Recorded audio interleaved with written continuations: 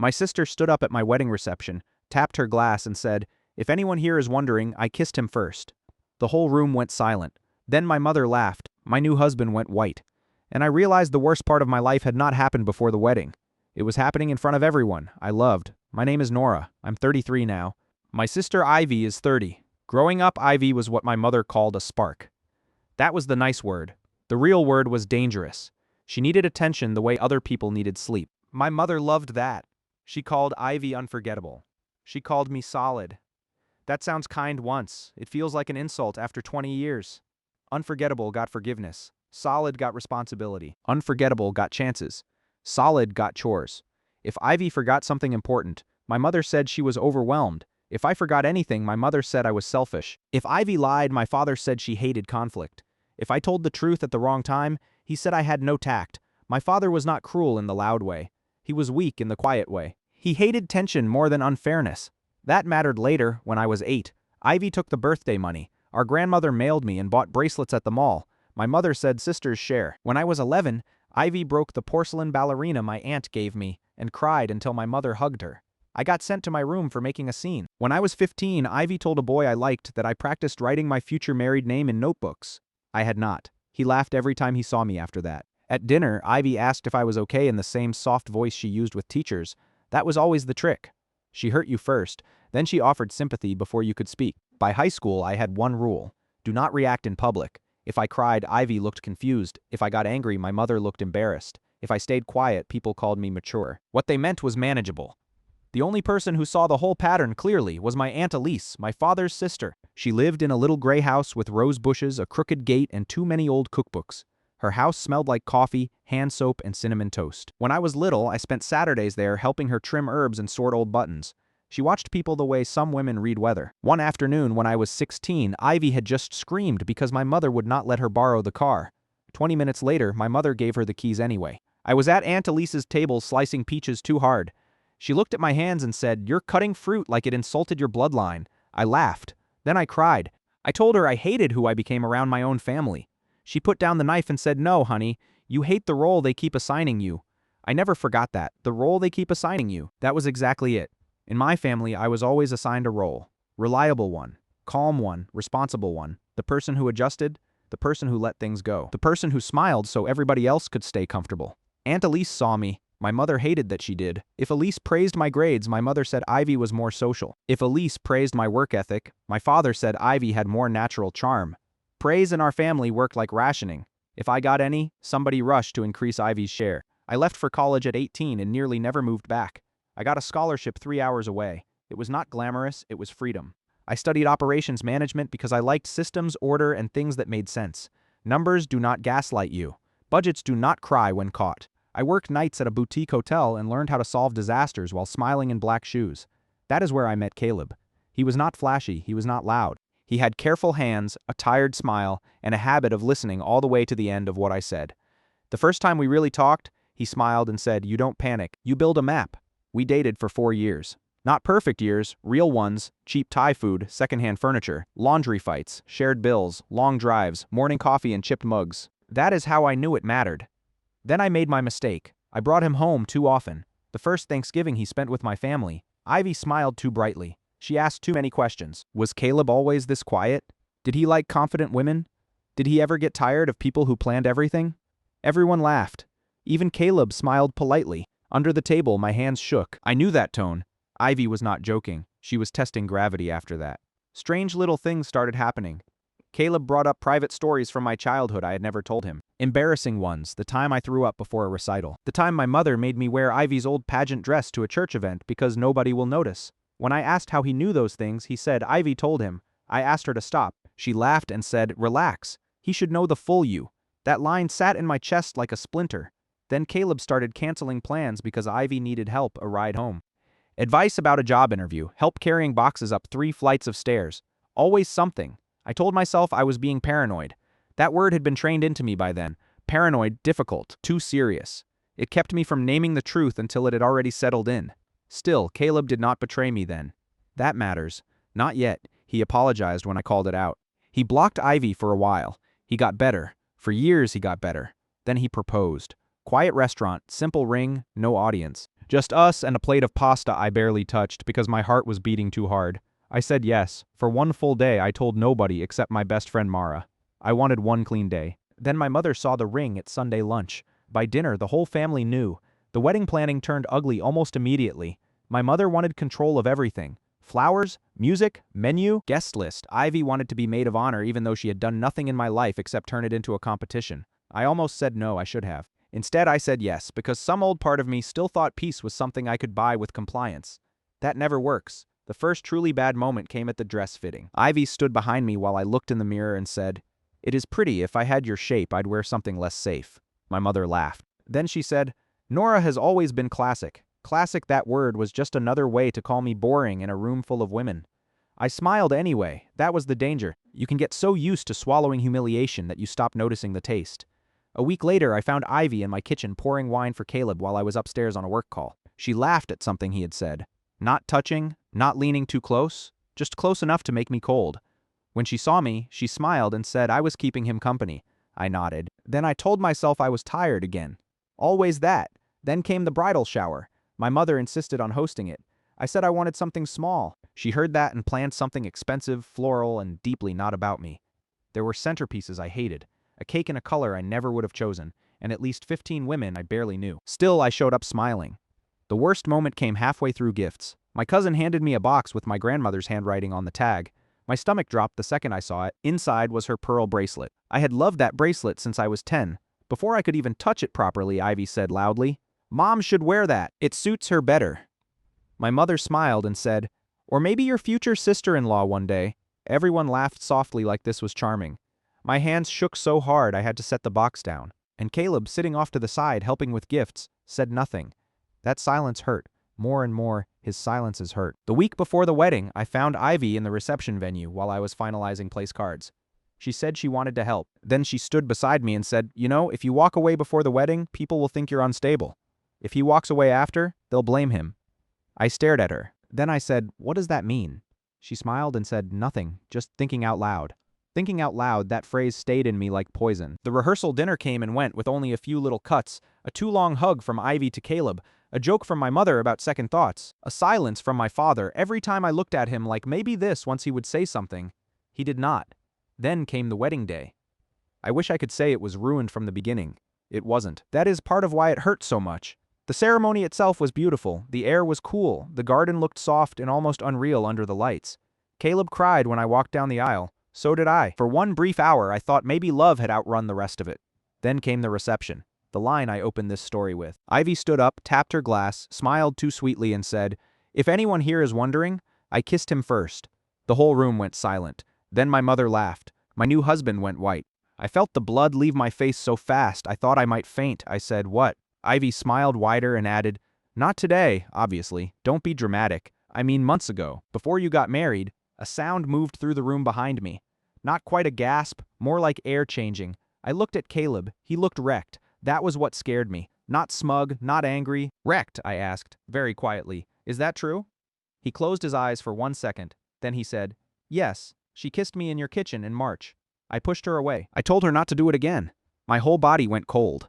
March, 2 whole months before our wedding. He had never told me. That mattered more than the kiss itself. Ivy laughed and said, "See? It meant nothing. God, you all look like I'm confessing a crime." My mother actually waved a hand and said, "If he pushed you away, then why are we turning this into theater?" Theater, that word nearly made me laugh. I was standing in my wedding dress while my sister admitted kissing my husband and my mother was annoyed at the mood. My hands started shaking so hard I nearly dropped my bouquet. Caleb stepped toward me and said my name softly. I stepped back from him anyway. Not because he had cheated, because trust is glass and I had just heard it crack in public. I told the DJ to turn off the music. Then I said, loud enough for everyone to hear, "No one moves until I understand what happened." The room went completely still. Caleb looked like he might throw up. Good, he deserved some discomfort. I asked him, "Why didn't you tell me?" He swallowed hard. Then he said the line I had heard my whole life from everyone who ever wanted my silence. I thought ignoring it would keep it small. There it was, the family religion. Keep it small, keep it quiet, keep the peace. I almost laughed. Instead, I said, "That is how things grow in my family." Then I walked out. Not elegantly, not with grace. In heels and silk and a chest that felt too tight to hold breath, Mara followed me into the garden. She found me crouched behind the hedge with my veil in the dirt and my makeup half ruined. She knelt beside me and said, "Tell me what you need." That question almost broke me. Not because it was big, because no one in my family ever asked it. I said, I need 10 minutes without anyone making me the problem. She nodded, and she gave me exactly that. When I walked back inside, the room had rearranged itself into zones of panic. My mother whispering furiously to my father. Ivy crying in a way that looked practiced. Caleb standing alone. Good, for 1 second, I saw the whole machine from above. How it worked. Hurt me. Wait for me to react, then blame the reaction? I was done. I walked to the head table, picked up the microphone and said, since honesty is suddenly on the menu, let's finish serving it. The whole room froze again. I pointed at Ivy first. Then I said, my sister has been testing boundaries with every man I have ever loved since I was 16. She kissed my husband 2 months ago and thought telling me at my reception would be funny. I turned to my mother, and my mother has defended her every time. Then I looked at Caleb, and my husband thought hiding it would somehow protect me. My mother stood up and said, Nora, stop this right now, that did it. That tone. The same tone from every dinner where I was supposed to swallow something and smile. I looked right at her and said, no, just that, no, the simplest word in the world, the hardest word in my life. Ivy burst into louder tears and said, you're humiliating me. I almost laughed, humiliating her at my wedding after her little announcement. Then she said the most useful thing she had ever said in her life. She shouted, if he'd just told you back then, you would have canceled everything, and I was trying to stop you from ruining your own life over one stupid kiss. There it was, not a joke, not a misunderstanding, a choice. She had wanted control over the timing. She had wanted a stage. My stomach turned with sudden clarity. I looked at her and said, you didn't tell me because you liked knowing something I didn't. Her face changed just for a second, but I saw it, and so did everybody else. Then my father finally spoke. 33 years of his quiet, and what he chose to say in that moment was, maybe we should all calm down. Of course that was what he had. Not truth, not apology. Temperature control. I turned to him and said, that is why she is like this. The room went completely silent. He went pale. My mother made a sound like I had slapped someone. Maybe I had. Maybe truth lands like that on people who have been living under soft lies. Then something unexpected happened. Caleb stepped toward the microphone and said, no, she's right. I stared at him. He looked at Ivy and said, you kissed me in Nora's kitchen. I told you to stop. Then you threatened to tell everyone I came onto you if I made a scene. That was new. I froze. Then he added, I should have told Nora that day. I didn't, because I was a coward. But you don't get to stand here and act like this was harmless. A sound moved through the room behind me. Not quite a gasp, more like recognition. Ivy looked shocked for the first time all night. Then she pointed at him and said, you loved the attention. Caleb laughed once, sharp and ugly. Then he said, no, I just made the same mistake everyone else makes with you. I thought if I stayed quiet, you would stop. There it was again. The whole family belief system. Silence as strategy, silence as peace, silence as poison. I looked around the room and realized something. This was not just my humiliation. It was the end of the performance. My mother sat down hard like her legs had quit. My father stared at the floor. My uncle stood up and quietly walked out. My cousin covered her mouth. Then Aunt Elise, who had been sitting near the back, stood up and said, about time. I almost cried from relief. Not because she had fixed anything, because she had named the room accurately about time. The reception ended early, not dramatically, not with a big thrown drink or broken glass. Just people leaving in slow, stunned groups while the staff quietly cleared untouched cake. I changed out of my dress in the venue bathroom with Mara holding the zipper, and my hands shaking so badly I could barely unhook my earrings. Then I went home alone. Caleb went to a hotel. Not because I told him to, because he knew. The next morning he came to the house and handed me his phone. He said, read everything. I did. There were messages from Ivy. Months of them. At first casual, then flirtier, then nastier. One said, if you ever get tired of being managed, call me. Another said, she only looks calm because she never learned how to be fun. My hands shook reading them. His responses were short. Then none. Still, he had not told me. I asked why, he said, I thought I could shut it down without blowing up your family. I laughed, not because it was funny, because that sentence had lived in my family for 30 years wearing different clothes. I said, that is how my family got this sick. Then I asked him to leave again. A week later, my mother called and said I had overreacted and embarrassed the family. She said Ivy had only been impulsive. She said Caleb should have been flattered. Flattered. I nearly threw the phone. Then she said something worse. You always hoard the good things and then act shocked when someone else wants a turn. A turn at my husband, at my wedding, at my life. For 1 second I could not speak. Then I said, do not call me again unless someone is dead. I hung up. That was the first clean boundary I had ever given her. It felt like ripping skin and breathing clean air at the same time. Then came the next blow. Aunt Elise fell and broke her wrist 2 months later. I drove to help, because of course I did. She sat in urgent care with a sling and looked at me for one long second before saying, well, I assume the toast means your mother has finally gone fully stupid. I laughed for the first time in days. Then I cried in the parking lot. I told her everything. The kiss, the speech, the messages, my mother's line about taking turns. Elise listened without interrupting. Then she said, "Stop treating this like one ugly night. This is a system." She was right. It was not one ugly night. It was the latest step in a machine I had been trained to survive. A month later, Elise got sick. Real sick. Not a broken bone, not a short recovery. Pancreatic cancer. Late, fast, cruel. That changed everything. She asked me directly if I could help, so I moved into her gray house part-time while she did treatment. Not permanently, just enough to handle appointments, bills, medication schedules, and the thousand ugly details illness creates. Caleb helped too. That matters. Not all at once, not heroically, but steadily. He drove when I couldn't pick up groceries, sat in waiting rooms, answered hard questions without asking me to soften them. Trust did not return quickly. It returned the way winter leaves, slowly, then all at once. My mother and Ivy, meanwhile, visited Elise far too often. Always with flowers they did not buy. Always with concern that sounded rehearsed. One afternoon I came in from the pharmacy and heard Ivy saying, "I just worry Nora gets controlling when she's stressed." I stopped in the doorway. Ivy turned and smiled like she had not just cut me. Elise did not miss a beat. She said, "If Nora controls anything here, it is because someone else keeps trying to climb into the steering wheel." I almost laughed. Ivy did not stay long. A week later, my mother brought up wills casually, over tea, like she was discussing weather. Elise looked at her and said, "If you keep talking about my death before dessert, I will change everything out of spite." My mother laughed too loudly, but her eyes changed. That was when I knew. This was not just old family cruelty, this was a plan forming. Elise called her attorney 2 days later. A woman named Dana with silver hair and a voice that did not wobble. I sat in on the meeting because Elise asked me to take notes. That was when I learned the full truth. Elise owned not only the gray house and the small rental cottage behind it, she also still held a sizable share in a commercial lake lot that had been in the family for decades. It was worth much more than anyone guessed. I stared at the papers until the words blurred. Then Elise looked at me and said, "Before you ask, yes, most of this is going to you."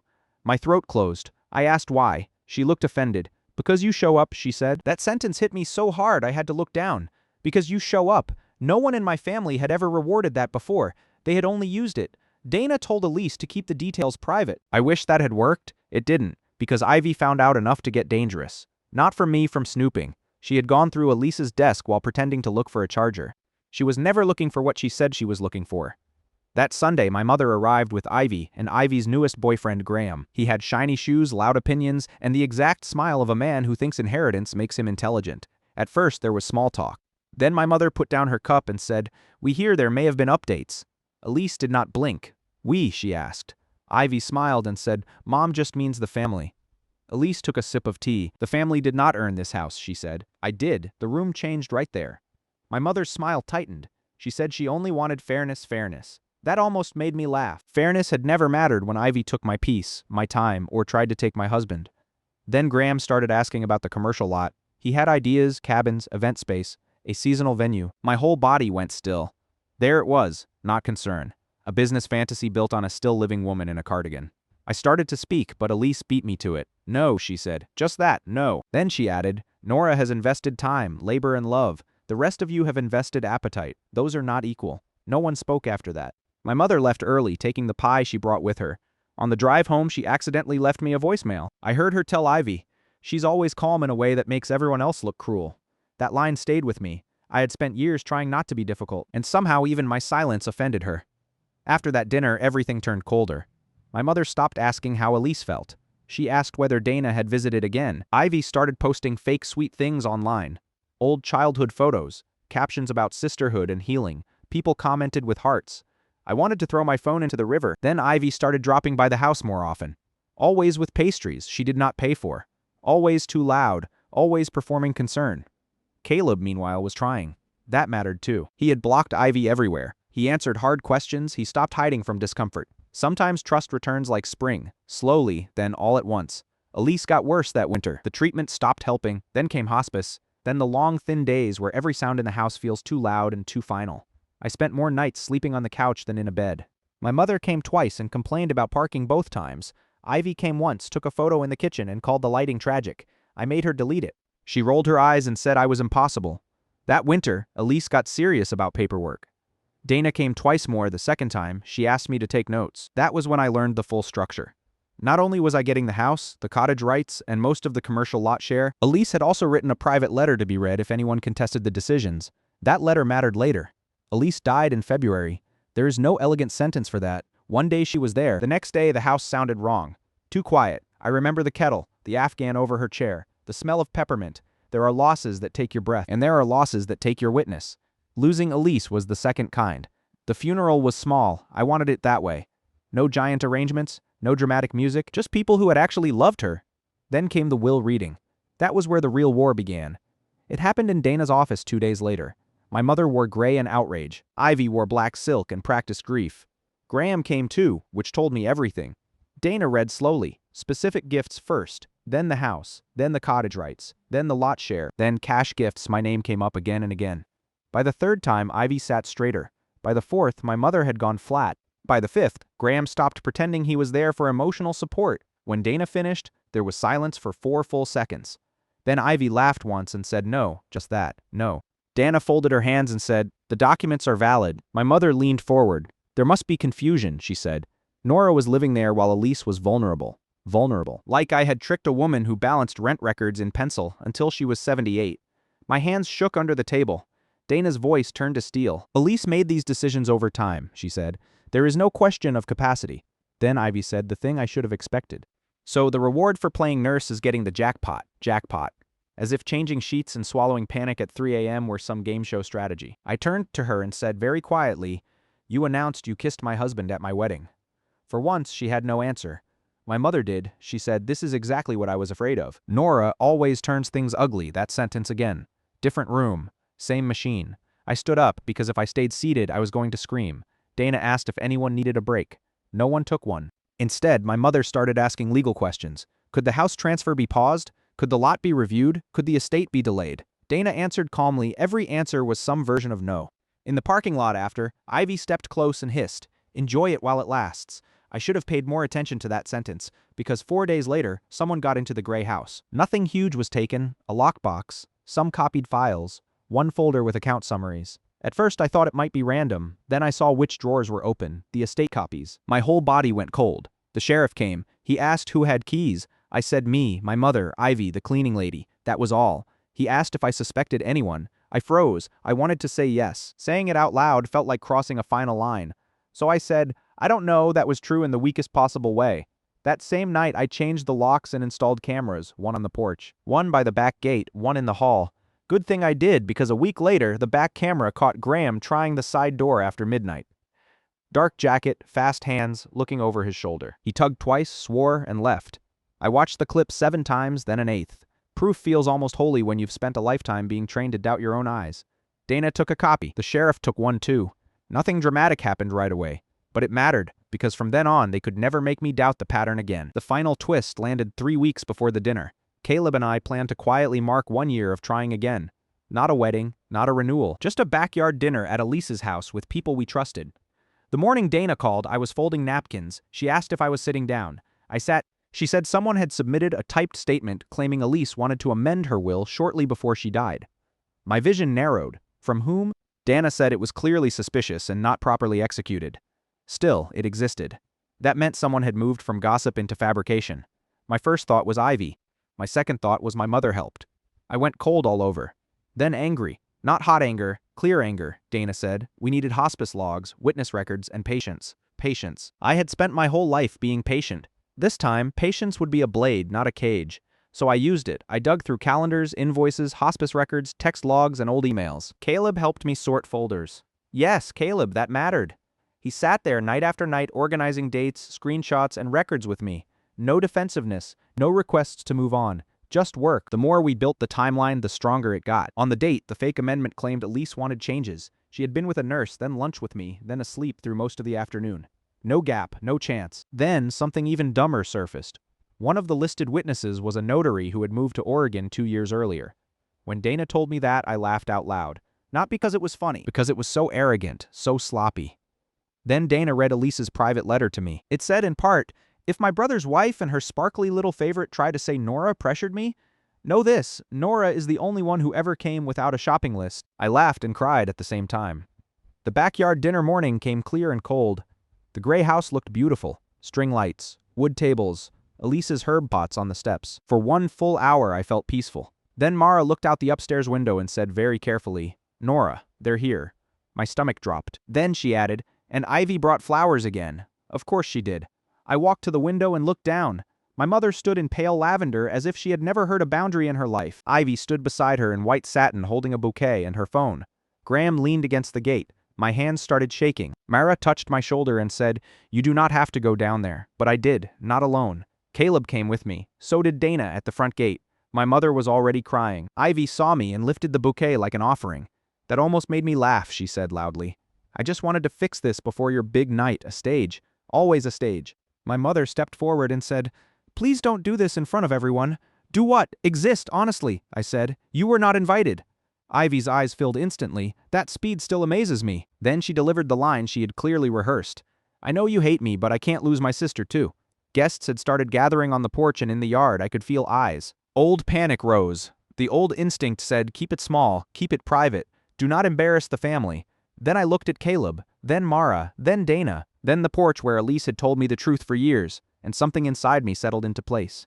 Not rage, clarity. I said loud enough for the yard and porch to hear, "You stole from me for years, tried to steal Elise's estate, filed false reports, forged documents, sent Graham to break into her house, kissed my husband, announced it at my wedding, and kept pushing because you thought I'd split everything to buy silence." Leave silence, real silence? Ivy's tears stopped for half a second. My mother went white. Graham stared at the bouquet, then my mother recovered and said, "How dare you say that here?" Dana stepped forward before I could answer, she said, calm as winter.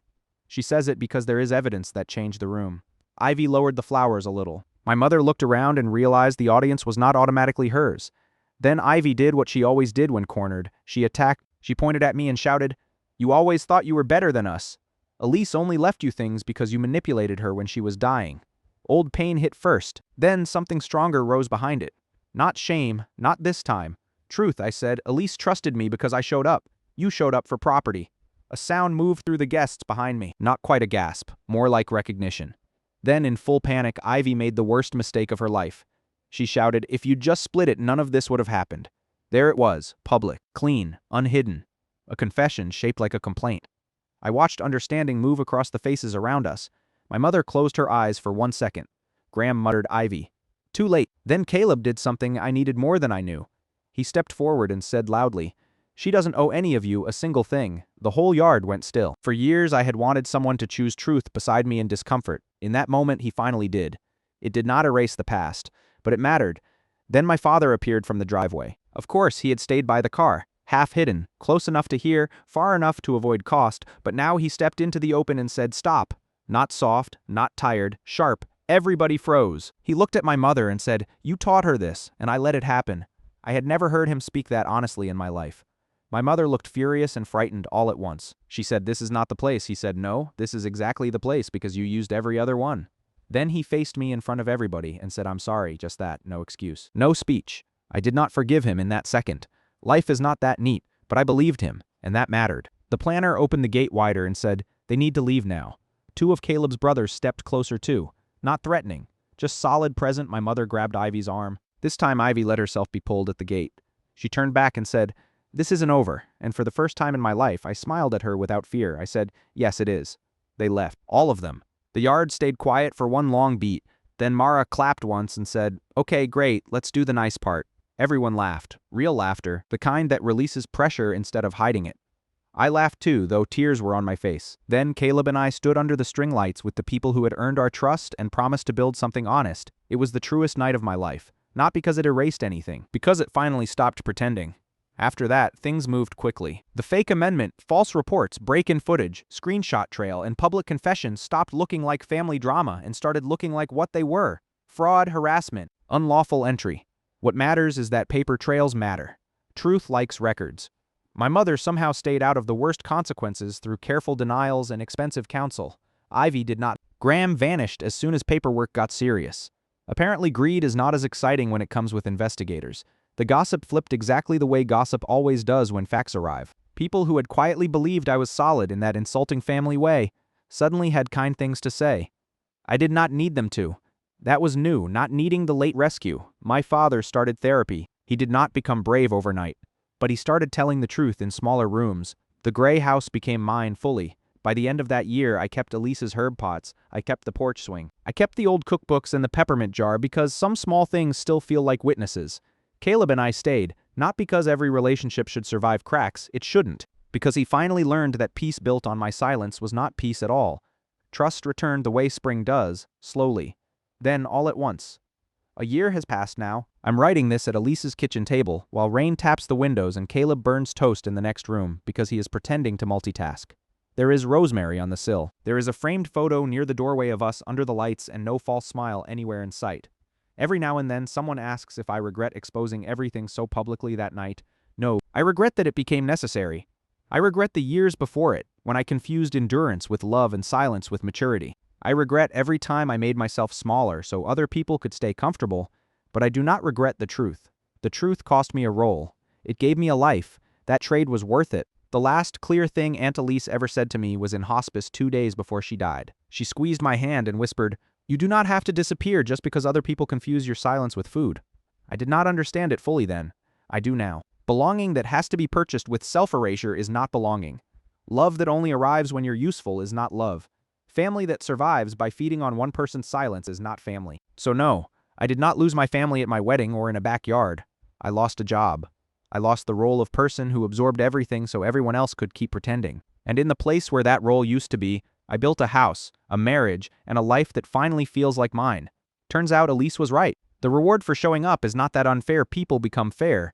It is that one day, if you keep choosing truth, you stop needing unfair people to explain your worth. And for the first time in my life, I did not feel solid. I felt free.